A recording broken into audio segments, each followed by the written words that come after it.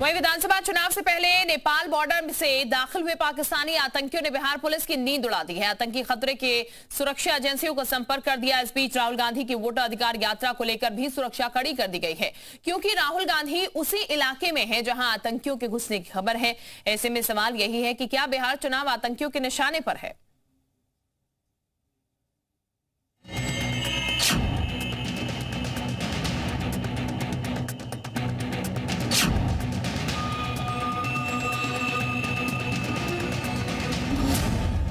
हसनैन अली, आदिल हुसैन, मोहम्मद उस्मान, ये वो 3 पाकिस्तानी आतंकी जिनकी तलाश इस वक्त बिहार पुलिस सरगर्मी से कर रही है। बिहार के विधानसभा चुनाव से पहले आतंकी खतरा मंडरा रहा है।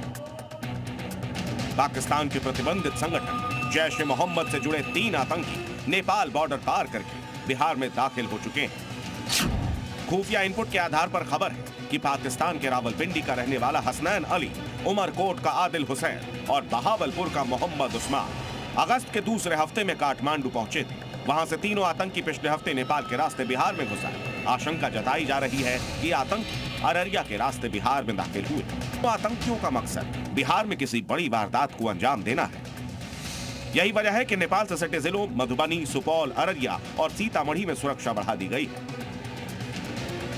इन तीनों का नाम है उस्मान, आदिल और हसनैन। ये 3 जैश ए मोहम्मद के आतंकी हैं जो कि काफ़ी दिनों से पहले काठमांडू में थे और बिहार के रास्ते वो इंटर कर चुके हैं भारत में। और ये इनकी जो योजना थी, जैसे कि मीडिया इनपुट्स बता रहे हैं और पुलिस सोर्स बता रहे हैं कि बिहार में कोई बड़ी कार्रवाई को अंजाम देना था। और ऐसे में पुलिस मुख्यालय ने पूरे बिहार में हाई अलर्ट जारी कर दिया है और तमाम बिहार और नेपाल की जो सीमा है उस सीमा को लगभग सील कर दिया है। लोगों की जांच पड़ताल शुरू कर दी है।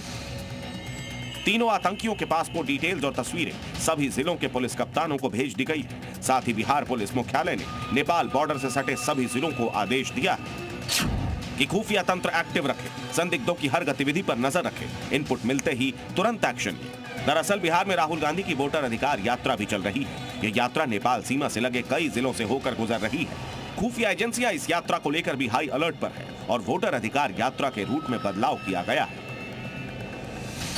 सीतामढ़ी में राहुल जिस कैंप में रुके थे वहां से सीधे जानकी मंदिर पहुंचे। यहां कई जगहों पर स्वागत मंच बनाए गए थे, लेकिन राहुल वहां नहीं रुके। मंदिर में दर्शन के बाद राहुल गांधी का रोड शो भी था, लेकिन वो कैंसिल कर दिया गया। राहुल गांधी अब खुली गाड़ी की जगह बंद गाड़ी में चल रहे हैं। राहुल गांधी को 12 बजे मोतिहारी पहुंचना था, लेकिन वो 11 बजे ही पहुंच गए। सुरक्षा को देखते हुए राहुल अब बीच रास्ते में कहीं नहीं रुक रहे हैं। SIR के खिलाफ राहुल गांधी अभी वोटर अधिकार यात्रा पर हैं और बिहार और नेपाल के सीमावर्ती इलाकों में घूम रहे हैं। और आपको बता दें कि इस बीच बड़ी खबर यह है कि पाकिस्तान के 3 आतंकवादी जो कि जैश ए मोहम्मद के हैं, जो बताए जाते हैं, उनके नेपाल बॉर्डर से बिहार घुसने की बात कही गई है और अररिया बॉर्डर की तरफ से इनके बिहार में घुसने की बात कही गई है। बिहार पुलिस अलर्ट पर है, लेकिन बिहार में चुनावी मौसम के बीच सवाल उठ रहे हैं कि आखिर आतंकियों का प्लान क्या है।